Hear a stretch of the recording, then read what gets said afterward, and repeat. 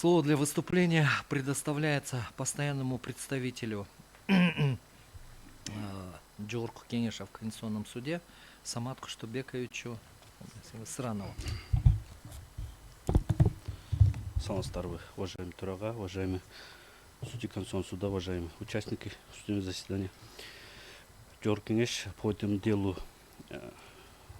давали в письменном виде. Я сейчас хочу остановиться основные моменты.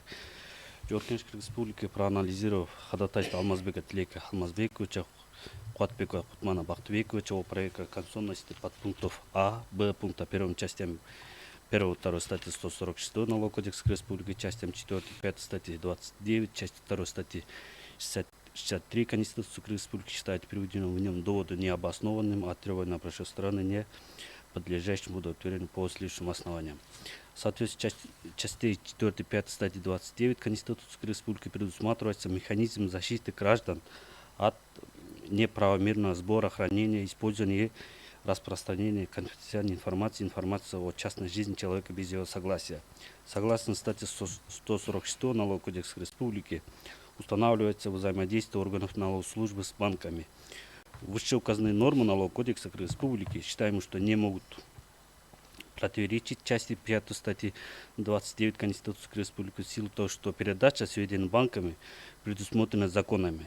В соответствии с пунктом 3 части 3 статьи 67 Закона Республики о банках банковской деятельности, информация, составляющая банковскую тайну, предоставляется банкам уполномоченным налоговым органам для целей налогообложения в соответствии с налоговым законодательством Кыргызской Республики. Таким образом, законодательством предусмотрено регулирование правоотношений между органами налоговой службы и банками Кыргызской Республики. В соответствии с частью 4 статьи 29 Конституции Республики, использование и распространение конфиденциальной информации о частной жизни человека без его согласия допускается только в случаях, установленных законом. В связи с чем нормы статьи 144 Налогового кодекса Республики не противоречит части 4 5 статьи 29 Конституции Кыргызской Республики, тогда как установление такого порядка иными нормативно-правовыми актами недопустимо. Следует отметить, что в соответствии со статьей 50 Конституции Кыргызской Республики каждый обязан платить налоги и сборы в случаях и порядке, предусмотренных законом. Трудно не согласиться с тем, что налоги формируют превалирующую часть республиканского бюджета, обеспечивая экономическую безопасность государства. Подтверждением этого выступает норма концепции национальной безопасности Кыргызской Республики, утвержденная указом президента Кыргызской Республики от 20 декабря 2001 года. Эта концепция содержит нормы, согласно которым обязательность уплаты налоговых сборов является одним из принципов обеспечения национальной безопасности, что подтверждает все вышеизложенные при рассмотрении допустимости от отражения норм, изложенных в статье 146 Налогового кодекса Кыргызской Республики. Таким образом, нормы части 4 статьи 29 взаимосвязаны с статьями 23 и 50 Конституции. Конституция, защищая права и свободы человека и гражданина, ограничивая доступ к конфиденциальной информации, содержит возможность ограничения этих прав в целях защиты национальной безопасности. Это ограничение должно содержаться в законе. Часть 2 статьи 63 Конституции Республики предусматривает защиту государством персональных данных. Вышеперечисленные доводы, касающиеся возможности ограничения прав граждан в полном объеме, относимы к данной норме Конституции Кыргызской Республики. Личные данные являются особо чувствительной категорией персональных данных, незаконное использование которых создает угрозы, может нанести существенный вред правам и законным интересам субъектов этих данных.